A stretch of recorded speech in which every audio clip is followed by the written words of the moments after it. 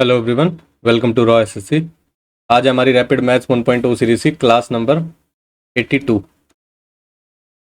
जो भी बच्चे प्रिपेयर कर रहे हैं सीजीएल, सीएचएसएल, सीपीओ या एमटीएस के लिए और मैथ्स की प्रिपरेशन करना चाहते हैं तो आप ये वाली सीरीज़ फॉलो कर सकते हैं।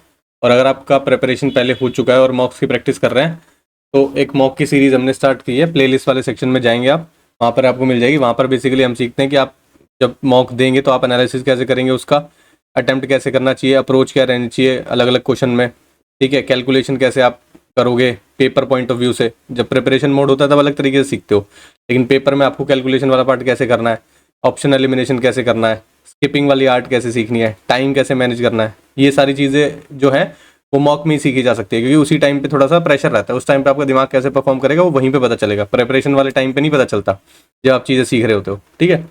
तो अगर मॉक्स करने हैं तो आप वो वाली सीरीज़ फॉलो करना है। अगर किसी का कोर्स पूरा नहीं हुआ है तो आप प्रिपरेशन यहाँ से करो और फिर मॉक वाली सीरीज़ पे जाना, ठीक है। क्लास की पीडीएफ के लिए आप टेलीग्राम ज्वाइन कर सकते हैं, लिंक आपको डिस्क्रिप्शन में मिल जाएगा।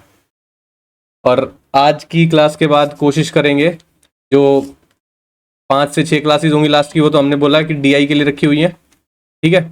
उसी में सारी चीज़ें बता दूंगा, वो खत्म हो जाएगा वहाँ पे, क्योंकि उससे ज़्यादा डिटेल में करने का कोई फ़ायदा नहीं है। बेसिकली पढ़ना उतना है जितना पेपर पॉइंट ऑफ व्यू से इनफ हो।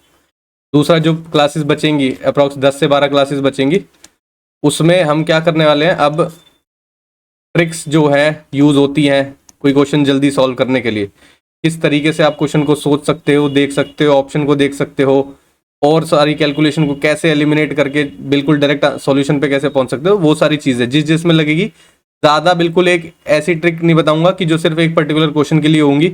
ऐसी चीज़ों पे काम करेंगे जो थोड़ा सा जनरलाइज कर पाए, काफ़ी चीज़ों में हम अप्लाई कर पाए, ठीक है। ऐसे तो इतने सारे क्वेश्चन है, हर के लिए एक ट्रिक बनाते रहोगे तो याद कैसे रहेगी, ठीक है ना। ऐसी कुछ चीज़ें सीखने की कोशिश करेंगे जो जनरलाइज कर पाए हम बाद में जाके, कि हाँ वो चीज़ वहाँ पे भी यूज़ हो सकती है, दूसरी चीज़ों में भी यूज़ हो सकती है, कैलकुलेशन वाले पार्ट में भी यूज़ हो सकता है। तो उस तरह की चीज़ें सीखेंगे, ठीक है। तो इधर फोकस रहेगा अब हल्का फुल्का ट्रिक्स वाले पार्ट्स पे। बेसिक चीज़ें तो आप इतनी देर से सीखते आ रहे हो, इतनी क्लासेस कर चुके हो, सारी चीज़ें मैंने डिटेल में बेसिक से सिखाई हैं।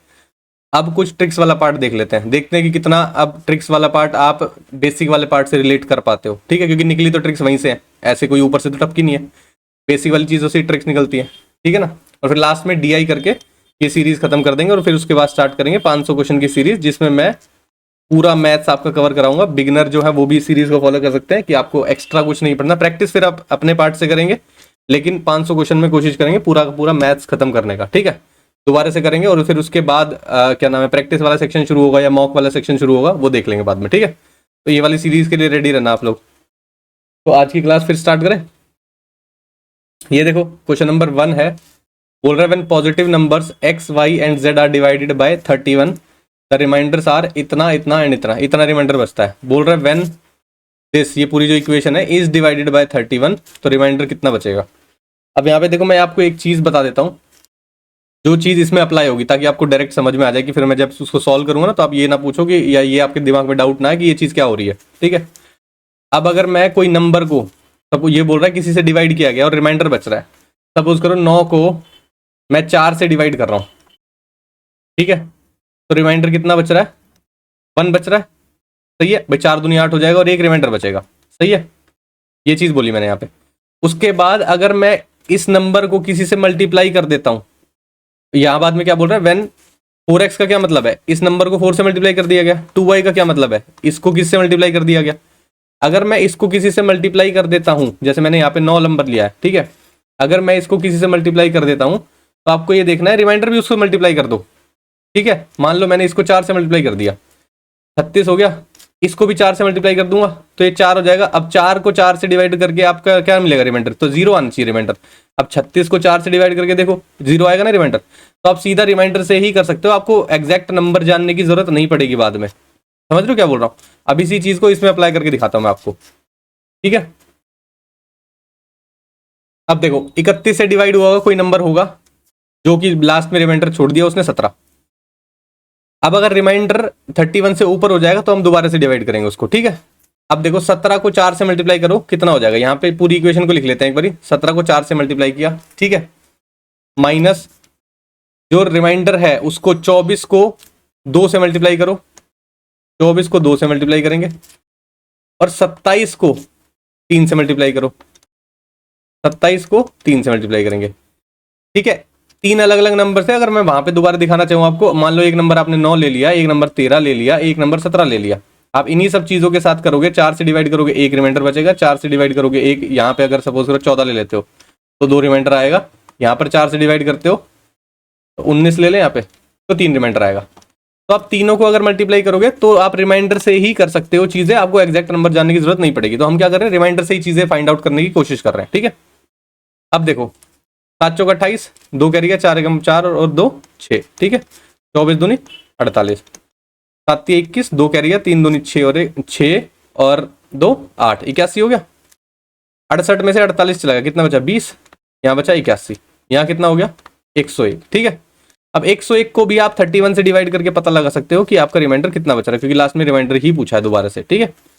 कितना हो जाएगा, अगर 3 से करोगे तो 93 हो जाएगा, कितना बचेगा 8 आपका रिमाइंडर हो गया। ऑप्शन बी सही हो जाएगा। समझ में आया? इसी चीज को आप इस तरीके से अप्लाई करके देखना। अगर आपको इस तरीके से वेरिएबल की टर्म्स में समझ में नहीं आ रहा है, आप खुद अपनी तरफ से नंबर लेट करना, उससे डिवाइड करना, और इन सबको क्या करना, आप इसी इक्वेशन में डाल लो बेशक से, 4x - 2y + 3z करके देखो, ठीक है। ये करके देखना, आप रिमाइंडर के साथ ये करके देखो तो भी आपका आंसर सेम ही आएगा, ठीक है। नेक्स्ट देखें अब, ये देखो क्वेश्चन है, the radius and height of a right circular cone are in ratio. Radius और हाइट का रेशो दिया हुआ है। कर्ड सरफेस एरिया कितना दिया है 240 पाई। वॉल्यूम पूछा है। पहले तो ये देखो curved surface area of cone होता क्या है, पाई आर एल। इसकी वैल्यू कितनी दी हुई है 240 पाई, इससे काट दो। और क्या दिया हुआ है आपको, R/H का रेशो दिया हुआ है 3/4, ठीक है। अब देखो ये चीज है, अगर L ये होता है, H ये है और R ये है, अगर इसकी वैल्यू 3x और 4x मान लो आप, तो R की वैल्यू अगर आपने 3x रखी, H की वैल्यू 4x रखी, तो यहां पर आप पुट कर सकते हो। समझ में आया क्या करने की कोशिश? यहाँ पे RL की वैल्यू तो आपको मिल गई ना 240।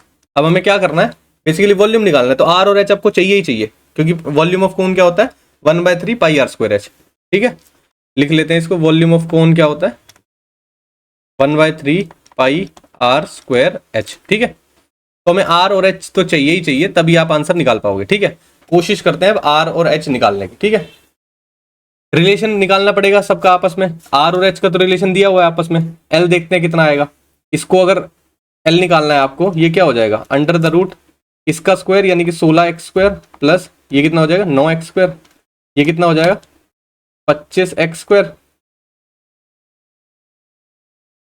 है ना। L की वैल्यू कितनी आ गई 5x। समझ गए? L की वैल्यू यहां पुट कर सकते हो आप 5x। R की वैल्यू कितनी निकल के आएगी, R यहाँ पे आपका 3x था, L कितना है 5x है, = 240 होना चाहिए। ये कितना हो जाएगा 5 × 15 और ये x² हो जाएगा = 240, ठीक है। x² की वैल्यू कितनी होगी 240/15, ठीक है। 15 से काटोगे 15 × 15 9 बचेगा, 15 × 6 = 90। x की वैल्यू कितनी आ गई 4। अब यहां से आप फाइंड आउट कर सकते हो R और H, ठीक है। R की वैल्यू थी 3x यानी कि 3 × 4 हो जाएगा 12, 4 × 4 हो जाएगा 16। ये R है आपका और ये H है आपका, ठीक है। 1/3 पाई r² की वैल्यू यानी कि 12 का स्क्वायर 144 इंटू H का वैल्यू है 16। 3 से काटोगे 3 चौक 12, 3 अट्ठे 24, ठीक है। आपके पास आ जाएगा 48 × 16 पाई, ठीक है। ये आपका आंसर होगा। 8 6 48, लास्ट में क्या आएगा 8 आएगा यूनिट डिजिट। 8 कहां पे है unit digit, option number A में दिया हुआ है। दूसरा आप इसको 50 भी मान सकते थे, 16 × 5 = 80 होता है, तो 800 से नीचे आंसर आपका आना चाहिए। 800 से नीचे आंसर आपका एक ही है थोड़ा सा, 768। क्लियर है भाई? ये आपका 768 पाई निकल के आएगा। तो इस तरीके से आप ऑप्शन भी देखते चलना। यही तरीके की चीजें हम जो आगे कल वाली क्लास से या नेक्स्ट क्लास से हम चालू करेंगे, वहां पे यही सब चीजें देखनी है कि पूरी कैलकुलेशन ना करे तो आंसर कैसे मिल जाएगा। क्योंकि देखो टाइम लगेगा हल्का फुल्का, आप 2-5 सेकंड बचाओगे, यही सब काम होते हैं ट्रिक्स के, ठीक है, कि आपके 2-2 5-5 सेकंड हर जगह से बच जाते हैं। नेक्स्ट क्वेश्चन देखिए, बोल रहा है person has to cover a distance of 160 kilometre in 15 hours. If he covers 4/5 of the distance in 2/3 of the time, then what should be speed to cover the remaining distance in the remaining time. ठीक है, total उसे करना है 160 kilometre 15 घंटे में। ठीक है, पहले बोला उसने 4/5 ऑफ द डिस्टेंस, तो 160 का 4/5 निकालोगे आप, 5 तिया 15, 5 दूनी 10। ठीक है, यानी कि वो बोल रहा है 4 दूनी 8, 4 तिया 12, 128 किलोमीटर पहले चल रहा है। कितनी देर में चलेगा? 2/3 ऑफ द टाइम, तो 15 घंटे का 2/3 निकालोगे, 3 पंजे 15, 5 दूनी 10। ठीक है, यानी कि 10 घंटे में चला है ये। 128 किलोमीटर को उसने 10 घंटे में ट्रैवल किया है, समझ रहे हो। अब बोल रहा है जो बचा हुआ डिस्टेंस है वो कितने टाइम में ट्रैवल करेगा। वो बचा हुआ डिस्टेंस कितना है? 600 में से अगर आप 128 माइनस करोगे तो कितना बचेगा? 600 कह रहा हूँ, सॉरी 160 में से 128 जाएगा तो कितना बचेगा? 30 मान लो, 32 बचेगा। 32 किलोमीटर उसे ट्रैवल करना है। उसके बाद टाइम कितना बचा हुआ? 10 घंटे तो यहाँ चले गए, 5 बचे हुए, तो 5 घंटे से ट्रैवल करेगा। तो कितना स्पीड होगी उसकी? 536.4 6.4 किलोमीटर पर आवर उसकी स्पीड होगी, जो कि ऑप्शन नंबर सी में दिया हुआ है। क्लियर है भाई? अलग अलग कर लिया, 2 पार्ट में डिवाइड कर लिया, क्योंकि क्वेश्चन में 2 पार्ट में बोला हुआ है, दोनों पार्ट के अकॉर्डिंग सॉल्व कर लिया। नेक्स्ट देखो, बोल रहा था average of 3 numbers A B C is 2 more than C. Average of 3 number क्या होगा? a plus B plus C by 3। ये क्या बोल रहा है? c से कितनी ज्यादा है? 2 ज्यादा है, तो अगर मैं c की साइड 2 प्लस कर दूंगा तो ये बराबर हो जाएंगे। ठीक है, क्रॉस मल्टीप्लाई कर सकते हो, एक इक्वेशन बन जाएगी। दूसरा कुछ और भी बोल रहा है, the average of a and b, यानी कि a प्लस बी बाई 2 की वैल्यू कितनी दी हुई है? 48। a प्लस बी यहाँ से क्या निकल जाएगा? 48 दूनी 96। एक चीज ये मिल गई आपको, a प्लस बी यहाँ पे पुट कर दो 96, 96 plus C is equal to 3 को इधर मल्टीप्लाई कर दो, 3c प्लस 3 दूनी 6। ठीक है, ये c इधर आ जाएगा, 2c बचेगा, ये 6 उधर चला जाएगा, 90 बचेगा। c की वैल्यू कितनी आ जाएगी? 45 आ जाएगी आपके पास। c तो निकल गया भाई। ठीक है, अब देखो बोल रहा है आगे एक और चीज है, if d is 10 less than c। जो d है वो 10 कम है c से, c की वैल्यू 45 है, तो d कितना हो जाएगा? 35। आपसे पूछ रहा है average of c and d। Average of c and d क्या होता है? c प्लस डी बाई 2, यानी कि ये कितना हो जाएगा? 80। 45 प्लस 35 कितना हो जाएगा? 80 बटे 2, यानी कि 40 आपका एवरेज आ जाएगा। यही आंसर है, ऑप्शन बी सही हो जाएगा। समझ आया? जैसे जैसे क्वेश्चन में बोल रहा है वैसे वैसे प्रोसीड कर दिया एवरेज के फॉर्मूले के अकॉर्डिंग। नेक्स्ट देखे, ये देखो बोल रहा है X and Y enter into a partnership with a capital in the ratio 3:5। ठीक है, एक्स और वाई का रेशियो है कैपिटल का 3:5। ठीक है, after 5 months X added 50% of his capital, 5 महीने के बाद। ठीक है, और Y withdraw 60% of his capital. मान लो अब 3:5 है, इसको आप 300 और 500 भी तो मान सकते हो। क्यों कर रहे हैं ये? क्योंकि 50% है और 60% है, तो आपका 100 कैंसिल हो जाएगा, तो आपको डेसिमल में आंसर नहीं जाएगा आपका, मतलब सॉल्यूशन जब करोगे प्रोसीड करोगे तो डेसिमल में नहीं जाएगा। ठीक है, 5 महीने बाद की बात कर रहा है, तो यानी कि ये जो अमाउंट है वो 5 महीने तक रहा होगा। ठीक है, इसको तो इंटू 5 कर दोगे, प्लस फिर क्या बोल रहा है? एक्स ने ऐड किया है 50% ऑफ द कैपिटल, तो एक्स का कैपिटल है 300, इसका 50% कितना हो जाएगा? 150, यानी कि 150 ऐड किया उसने, तो यानी कि उसका टोटल कैपिटल अब कितना हो गया? 450। सही है। उसके बाद क्या बोल रहा है? वाई ने विड्रॉज किया है 60% ऑफ द कैपिटल, 5 महीने बाद की बात करते, तो ये तो 5 महीने रहा, प्लस कितना? 60%, यानी कि 300 हटा लिया उसने, तो यानी कि बचेगा कितना? 200 बचा उसका कैपिटल। एनुअल प्रॉफिट बाद में कितने महीने के लिए बचा होगा? ये 5 महीने तो यहाँ चले गए, कितने बचेंगे? 7 महीनों के लिए बचेगा ये, तो यहाँ पर ये वाला भी 7 महीनों के लिए बचेगा।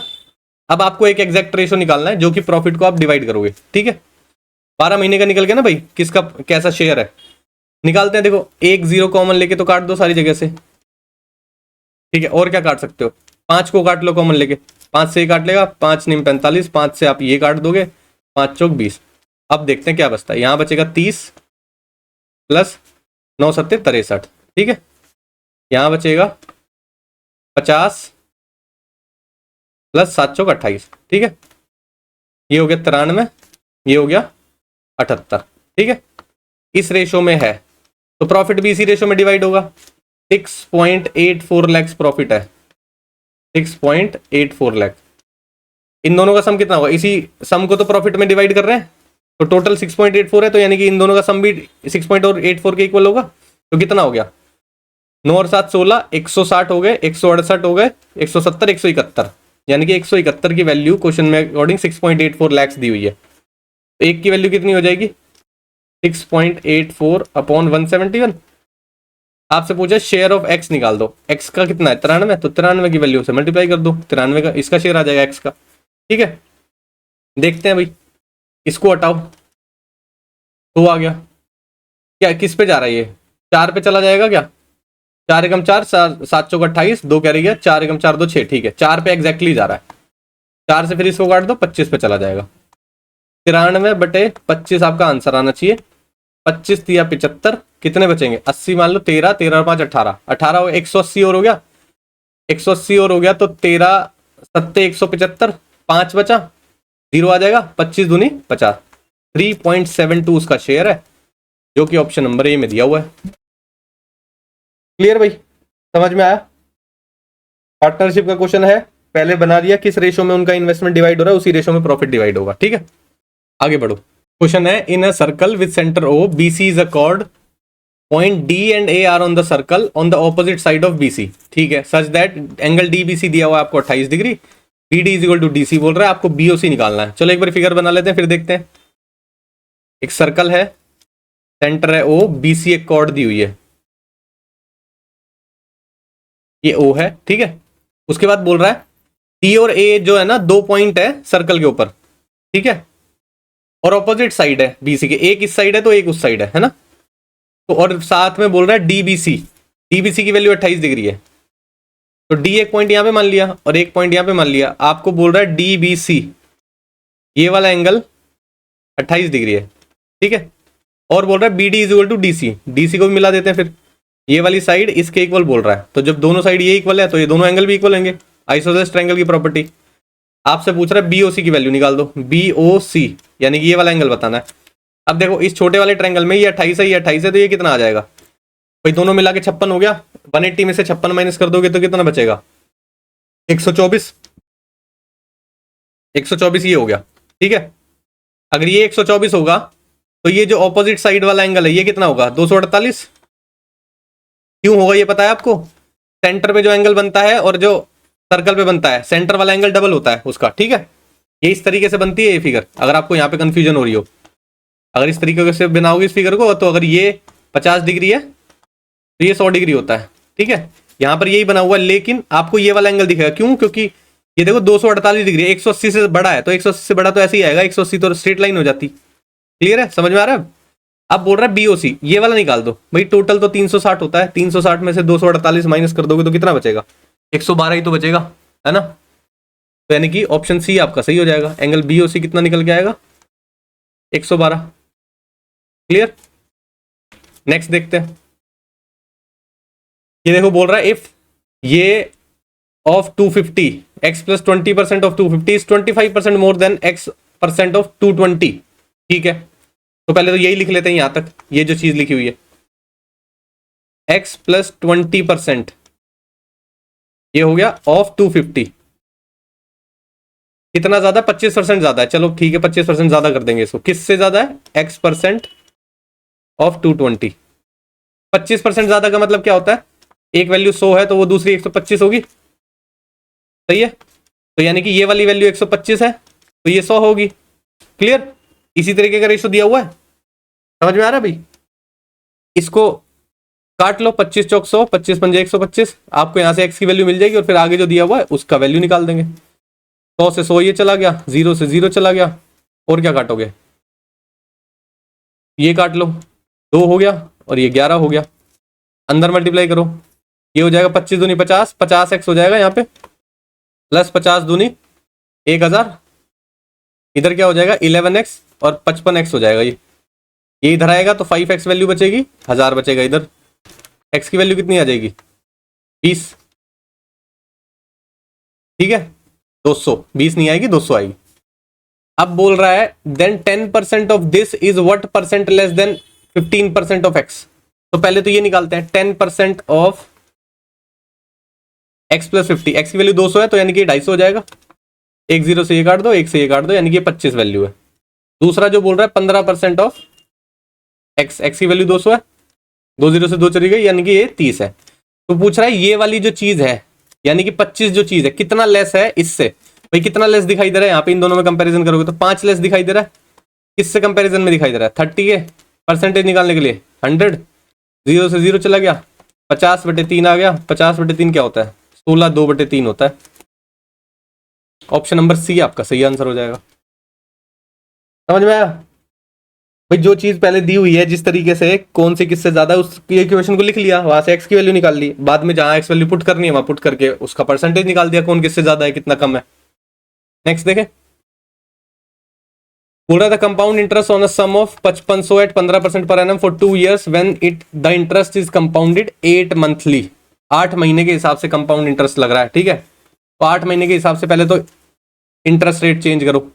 चेंज होता है ये भाई, हाफ ईयरली होता है, और अगर आप तो सीधा आधा कर देते हो उसका, लेकिन यहाँ 8 मंथ का पूछ रहा है। तो 12 महीने में 15% का इंटरेस्ट रेट है, तो 1 महीने में कितने का होगा? 15/12। 8 महीने में कितने का होगा? 15/12 इंटू 8, 4 दूनी 8, 4 तिया 12, 3 से काट दो, 3 पंजे 15, यानी कि 10%। तो रेट आपका 10% लेगा इफेक्टिवली। 2 साल में 24 महीने होते हैं, कितनी 8-8 महीने की साइकिल लग जाएंगी, यानी कि आपकी 3 साइकिल्स, यानी कि 3 साल की तरह आप यूज करोगे इसको, ठीक है। सम कितना है? 5500, तो 5500 ही रहेगा। बन गया पूरा इक्वेशन आपका कंपाउंड इंटरेस्ट के लिए। अब जो जो पूछ रहा है कंपाउंड इंटरेस्ट निकालने के, वैसे निकाल देते हैं। 5500 का 10% आप निकालो, कितना हो जाएगा?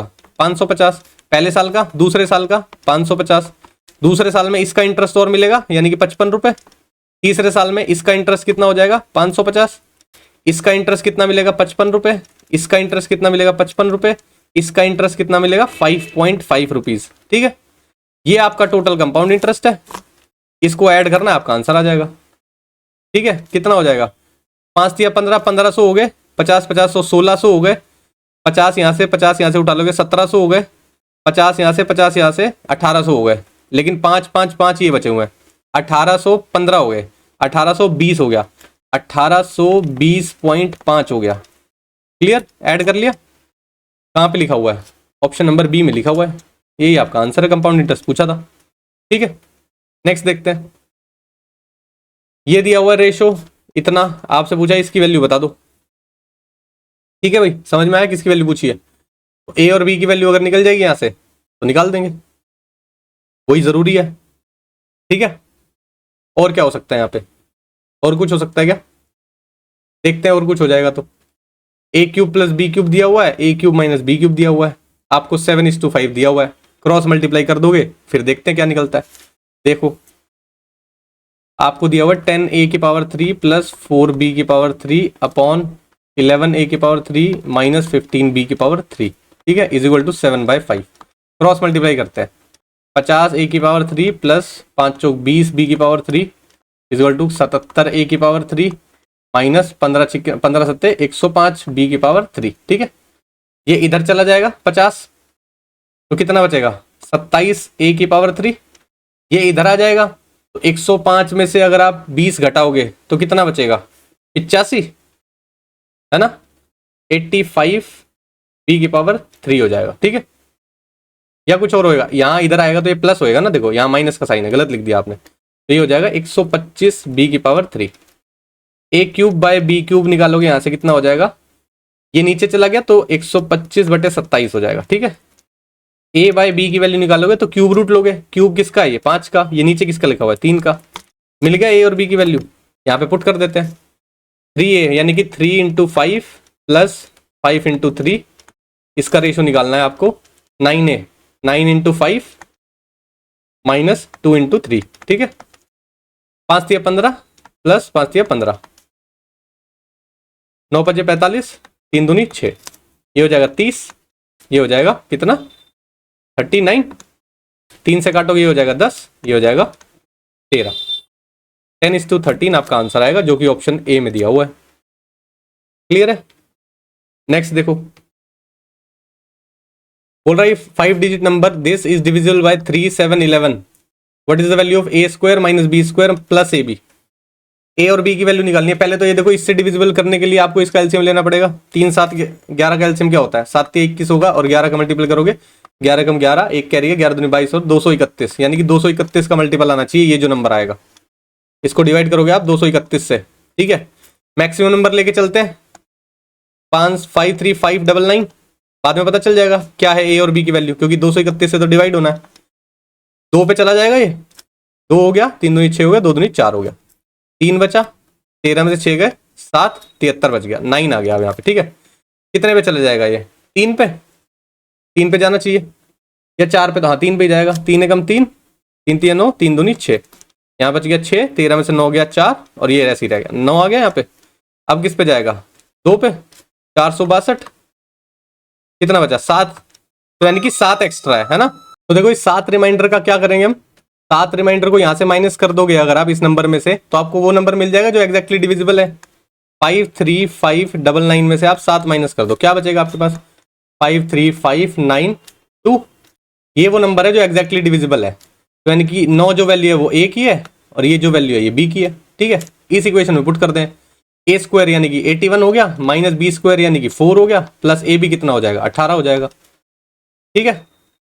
81 और में से 4 चला गया, कितना बचेगा 77 प्लस 18, 8 और 1 9, 7 और 1 8, 89 आपका आंसर आएगा। ऑप्शन नंबर सी सही हो जाएगा। क्लियर, आगे बढ़ते हैं। ये देखो इसकी वैल्यू निकालनी है, इतना बड़ा सा इक्वेशन दिया हुआ है और ऑप्शन पे भी नजर डाल लेना, कहीं cos थीटा sin थीटा कुछ नहीं दिखाई दे रहा है। तो क्या इनकी वैल्यू का कोई फर्क पड़ेगा, क्या आप सीधा वैल्यू पुटिंग कर सकते हो, कर तो सकते हैं। दूसरा देखो सारी जगह sin थीटा और cos थीटा लिखा हुआ है, ठीक है। तो हम क्या कर सकते हैं, क्या आप साइन और कॉस जब लिखा हुआ है तो 0 या 90 डिग्री ले सकते हो, बस ये देखना पड़ेगा कि कहीं पे नीचे जाके ये नॉट डिफाइंड ना हो जाए। तो हम कोशिश करते हैं कि 45 डिग्री ले लेते हैं, ठीक है, तो उससे भी चीजें सॉल्व हो जाएंगी। cos 6 तो यानी कि 1/रूट होगी सारी, 45 डिग्री देखो cos भी सेम है साइन भी सेम है, तो कोई टेंशन लेने वाली बात नहीं है, सिर्फ 1/√2 ही चलेगा। 1/√2 की पावर 6 प्लस 1/√2 की पावर 6 प्लस 3 इंटू 1/√2 का स्क्वायर इंटू 1/√2 का स्क्वायर, ठीक है, अपॉन यहाँ क्या चल रहा है कोसेक थीटा क्या हो जाएगा, √2 हो जाएगा उल्टा उसका, ये भी √2 हो जाएगा, sine theta plus cos theta 1/√2 plus 1/√2 minus 1, ठीक है। यहाँ क्या हो जाएगा 1/√2 प्लस 1/√2 प्लस 1, ठीक है, ये चीज बन गई। अब इसको सॉल्व करते हैं, आपका आंसर आ जाएगा। देखो कैसे होगा, पावर 6 है तो 2 मिलके √2 बना देते हैं, तो 2 2 के पेयर बनेंगे, तो 2 इंटू 2 इंटू 2 हो जाएगा, तो यानी कि 1/8 हो जाएगा यहाँ पे, ठीक है। अगला भी 1/8 हो जाएगा, प्लस ये कितना हो जाएगा 1/2 और ये कितना हो जाएगा 1/2, तो यानी कि 1/4 हो गया, यानी कि ये 3/4 हो गया, ठीक है। नीचे देखो ये 2 हो गया, यहाँ पर देखो एलसीएम ले लो आप, √2 अगर आप एलसीएम लोगे, √2 एलसीएम लोगे तो क्या हो जाएगा। दूसरा आप इसको कैसे कर सकते हो, और भी कोई चीज लगा सकते हैं, इसको पूरे को a मान लोगे और इसको पूरे को b मान लोगे, तो a minus B a plus B क्या होता है, ये कितना हो जाएगा 1/√2 प्लस 1/√2, एलसीएम लोगे तो 2/√2 यानी कि √2 बन जाएगा ये, तो इसको आप √2 माइनस 1 लिख लो और √2 प्लस 1 लिख लो, इसको बाद में मैं आपको फॉर्मूला खोल कंबाइन कर देंगे इसको, a माइनस बी और a प्लस बी का, ठीक है। इधर आ जाते हैं, इसका एलसीएम ले लो, इसका एलसीएम आएगा 8, तो 1 प्लस 1 प्लस यहाँ पे 2 आ जाएगा, 3 दूनी 6 हो जाएगा, ठीक है। 2 है a प्लस बी और a minus B, a square minus B square, a square यानी कि 2 हो जाएगा, b स्क्वायर यानी कि 1 हो जाएगा, ठीक है। 6 7 8, 8 से 8 चला गया, 1 बचा ऊपर, ये कितना चला हो गया 1 हो गया यहाँ पे, तो 1/2 आपका आंसर होना चाहिए, ऑप्शन बी सही हो जाएगा। क्लियर भाई, समझ में आया, ऑप्शन देख के पता चला कोई वैल्यू पुट कर लो, हमने 45 डिग्री पुट कर ली, ठीक है, लिख लेना यहाँ पे theta is equal to 45 degree put किया है। नेक्स्ट देखो, बोल रहा है the sum of radii of spheres A and B is 14 centimetre, the radius of B being larger than of B, A का रेडियस बड़ा है बी से, ठीक है। The difference between the surface area is 112 pi, surface area का difference कितना दिया हुआ है 112 पाई, स्फेयर की बात कर रहा है, तो पहले तो लिखते हैं सरफेस एरिया क्या होता है। सरफेस एरिया ऑफ स्फेयर क्या होगा 4 पाई आर स्क्वायर, 4 पाई आर, और ये मान लेते हैं ए माइनस 4 पाई आर, ये मान लेते हैं बी का रेडियस है, ठीक है। इन दोनों का डिफरेंस कितना दिया हुआ है 112 पाई दिया हुआ है, 4 पाई आप कॉमन ले सकते हो, आर ए का स्क्वायर माइनस आर बी का स्क्वायर, इज इक्वल टू 112 पाई। पाई से पाई कैंसिल हो जाएगा, 4 से काटोगे 4 दूनी 8, 4 अट्ठे 32, 28 हो गया। ठीक है, अब आपको क्या दिया हुआ है, दोनों का सम दिया हुआ है। ठीक है, यानी कि radius of A plus radius of B आपको दिया हुआ है कितना, 14। इसको ओपन करोगे तो क्या बनेगा, ये radius of A plus radius of B, radius of A minus radius of B, A square minus B square खोला है मैंने, 28 हो गया। इसकी वैल्यू आपके पास 14 है, radius of A minus radius of B निकल जाएगा आपके पास 28, यानी कि वैल्यू कितनी आ जाएगी, 2। तो आपके पास R of A minus R of B कितना आ गया, 2। दो इक्वेशन बन गई, इनको सॉल्व कर दो, ये कट जाएगा, twice of R A is equal to 16 हो जाएगा। आर ए की वैल्यू 8 हो जाएगी, आर बी की वैल्यू 6 हो जाएगी। ठीक है, यहाँ पे पुट करने के बाद यहाँ 8 पुट कर दिया तो इसकी वैल्यू 6 निकल के आ गई। अब वॉल्यूम का रेशियो निकालना है आपको ए और बी का। ठीक है, ए का वॉल्यूम कितना होगा, रेडियस ऑफ मतलब वॉल्यूम ऑफ स्फेयर की बात कर रहे हैं। ठीक है, तो कितना होता है 4/3 पाई आर, ए वाला होगा radius, pi R cube upon 4/3 pi R, B का रेडियस है और इसका भी क्यूब, ये कट गया एग्जैक्ट। आर ए कितना है 8 का cube, 8 into 8 into 8 upon R B कितना है 6 इंटू 6 इंटू 6, काट दोगे 3 3 3 आ जाएगा, ये कितना आ जाएगा 4 4 4, ये कितना हो जाएगा 64, नीचे कितना हो जाएगा 27। यही आपका आंसर है 64/27। क्लियर, आगे बढ़ो। ये देखो बोल रहा है A sold a watch to B at a profit of 20%। A ने बी को बेची है 20% पे। 20% का मतलब क्या होता है 1/5, यानी कि 5 से वैल्यू बेच दी 6 पे। ठीक है, बी ने सी को बेची है 30% प्रॉफिट पे। 30% कितना होता है 3/10, यानी कि 10 की चीज 13 में बेचती। ठीक है, फिर डी भी है, C sold it to D at 10% loss. 10% loss का मतलब क्या होता है 1/10, यानी कि 10 की चीज 9 में बेच दी। ठीक है, अब रेशो बना लेते हैं सबका। यहाँ पे आएगा 6, एग्जैक्टली ये चीज लिख देते हैं। यहाँ पे आएगा 13, यहाँ पे आएगा 10 10 और यहाँ पे भी आएगा 10। ठीक है, आपसे पूछ रहा है इफ बीज प्रॉफिट इज 80 मोर देन ए। अब निकालते हैं सारी चीजें। कितना हो गया ये 500, ये कितना हो गया 600, 13 6 78, ये हो गया 780, ये कितना हो गया 9 6 54, 54 को 13 से करें 13 चौक 52 होता है, 5 13 पंजे 65 और 5 70, 702 बन गया। अब बोल रहा है बी का जो प्रॉफिट है ना वो 80 ज्यादा है ए के प्रॉफिट से। ठीक है, ए को देखो कितना प्रॉफिट हुआ यहाँ पे, ए का प्रॉफिट हमारे क्वेश्चन में दिख रहा है हमें 100 रुपए का, और बी का प्रॉफिट हमें दिख रहा है 180 रुपए का। सही है, ये बी का प्रॉफिट है। हमें क्वेश्चन अब क्या बोल रहा था, बी का प्रॉफिट 80 ज्यादा है, हमारे यहाँ पे कितना दिखाई दे रहा है, बी का प्रॉफिट 80 ज्यादा दिखाई दे रहा है, 80 का डिफरेंस है, तो यानी कि ठीक है, क्वेश्चन के अकॉर्डिंग बिल्कुल सही है। डी ने कितने में खरीदा होगा ये बताना है, तो डी ने 702 में खरीदा है, हमारे ऑप्शन बी सही हो जाएगा। तो डी भाई साहब लॉस में थे तो उसने 702 रुपए में खरीदा था, क्योंकि 780 की डी बेसिकली सी लॉस में था, तो डी को कितने में पड़ा 702 रुपए में। क्लियर है, समझ आया। नेक्स्ट देखो, बोल रहा है the base of a right prism is a regular hexagon of side this, if its height is this then its volume is. I think ये पिछले वाले क्लास में करवा चुका हूं मैं एक बार, आई थिंक ये क्वेश्चन चेंज नहीं हुआ, सेम डल गया। कोई नहीं, इसको दोबारा रिपीट कर देते हैं, एक बार और करा देता हूं मैं आपको। बोल रहा है प्रिज्म की बात कर रहा है, वॉल्यूम निकालना है। वॉल्यूम ऑफ प्रिज्म क्या होता है, कोई भी प्रिज्म, प्रिज्म बेसिकली इस तरह की फिगर को कहते हैं, सिलेंडर देखा ना वो प्रिज्म ही एक तरह का। पाई आर स्क्वायर एच होता है इसका रीड वॉल्यूम। कैसे आता है, एरिया ऑफ बेस होता है इनटू हाइट होती है, उसको वॉल्यूम बोल देते हैं। ठीक है, तो अब यहां पे निकालोगे तो एरिया कह रहा हूं सॉरी, वॉल्यूम ऑफ प्रिज्म कैसे निकलेगा, area of base into height. Height दी हुई है आपको 12√3। एरिया ऑफ बेस निकालना, एरिया हेक्सागन, मतलब एरिया कह रहा हूं बेस हेक्सागन है, आप इसका एरिया कैसे निकालोगे। अगर आप इसको ध्यान से देखो, अगर हम इसके डायगोनल को मिला देते हैं तो ये 6 इक्वल इक्विलेटरल ट्रायंगल में डिवाइड हो जाता है विद साइड 5। तो आप क्या कर सकते हैं 6 into area of equilateral triangle लिख सकते हो, √3/4 साइड स्क्वायर, यानी कि 5 इंटू 5। सही है, इसको सॉल्व कर दो आपका वॉल्यूम आ जाएगा, 4 3 12 हो जाएगा, ये 6 पंजे 30, 30 पंजे 150, ये 3 बन जाएगा और ये भी 3 बन जाएगा, तो ये 9 हो जाएगा। 15 निम्न 135 और 0 एज इट इज आ जाएगी। 1350 आपका आंसर हो जाएगा। ठीक है, नेक्स्ट देखो, ये बोल रहा है DEF और ABC ट्रायंगल हुआ यहाँ पे, ये ट्रायंगल है।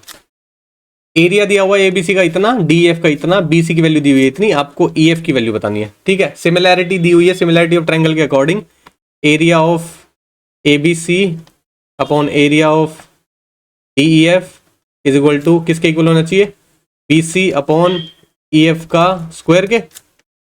याद है भाई ये प्रॉपर्टी, जो वैल्यू दी हुई है उसको पुट कर देते हैं। ABC का दिया हुआ है 9, DEF का दिया हुआ है 12 एरिया, BC दी हुई है 2.1, EF निकालनी है आपको। ये स्क्वायर अगर मैं दोनों साइड अंडर रूट कर दूं तो ये हट जाएगा स्क्वायर इधर से, यहां क्या आ जाएगा, ये 3 आ जाएगा आपके पास निकल के। रूट 12 क्या होता है, 4 3 12 लिख सकते हो, तो यानी कि 2√3 हो जाएगा is equal to 2.1 upon EF। देखो अब 3 upon 2√3 is equal to 2.1 upon EF आ गया। डेसिमल हटा के 10 लगा लो, 2 से काट दोगे इसको 5 आ जाएगा, 3 से काट दोगे इसको 7 आ जाएगा। क्या बचा, EF ऊपर ले जाते हैं इधर, ये हो जाएगा 7√3 अपॉन 5। कहाँ पर दिया हुआ है, ऑप्शन नंबर डी में दिया हुआ है। क्लियर, समझ में आया भाई। ये जो चीज़ है ये यूज हुई है, ये याद रखना, सिमिलैरिटी से निकल के आती है। जब ज्योमेट्री पढ़ा रहा था तब सिखाया था आपको ये। और अब डायरेक्ट चीज अप्लाई करने का टाइम है, अब तो बार बार चीजें कॉन्सेप्ट सिखाने की जरूरत नहीं पड़ेगी, समझ रहे हो। तो ये था आज का लास्ट क्वेश्चन। किसी क्वेश्चन में डाउट लगे तो दोबारा पूछ सकते हो, टेलीग्राम पे मैसेज कर सकते हो। ठीक है, तो फिर आज की क्लास के लिए इतना ही रखते हैं, मिलते हैं नेक्स्ट क्लास में। Thank you.